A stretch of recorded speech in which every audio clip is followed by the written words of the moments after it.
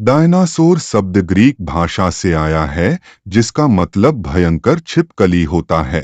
दोस्तों, डायनासोर कब के लुप्त हो चुके हैं, लेकिन वह शायद 23 करोड़ साल पहले पाए जाते थे। और आश्चर्य की बात तो यह है कि वह शायद 17 करोड़ साल तक पृथ्वी पर रहे थे। उनका समय बड़ा ही अलग था। उस समय पर एक दिन में 23 घंटे होते थे और एक साल में 370 दिन होते थे। वैज्ञानिकों को आज तक डायनासोर की 1365 प्रजातियां मिल चुकी हैं। उनमें से सबसे बड़ी प्रजाति थी अर्जेटाइनोसोरस, क्योंकि वो एक शाकाहारी डायनासोर हुआ करते थे और वह 35 मीटर तक लंबे हुआ करते थे।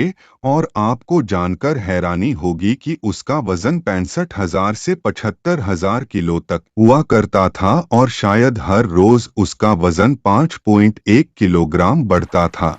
शाकाहारी डायनासोर की और एक प्रजाति थी जिसे ट्राइशेराटॉप्स कहा जाता है, जिसे इसके सिर में मजबूत 3 सींगों की वजह से नाम दिया गया है और इसे दूसरे मांसाहारी डायनासोर भी डरते थे। इसके अवशेषों को पहली बार 1888 को यूएसए में खोजा गया और यह 6.5 करोड़ साल पुराने थे। और यह जीव करीब 3 मीटर ऊंचे, 9 मीटर लंबे और करीब 12 टन वजन के पाए जाते थे। और इसका मांस इतना मजबूत होता था कि दूसरे डायनासोरों के लिए उसे चीरना बहुत मुश्किल था और यह डायनासोर कभी उनसे बड़े शिकारी डायनासोर को मार डालते थे।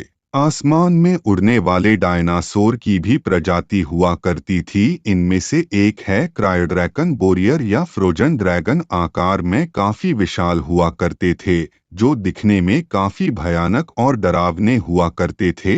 इसके पंखों का आकार ही करीब 16 फीट तक होता था। इसका समय 76 मिलियन साल पहले का माना जाता है और इनके शरीर का आकार आज के एक जिराफ के जितना था।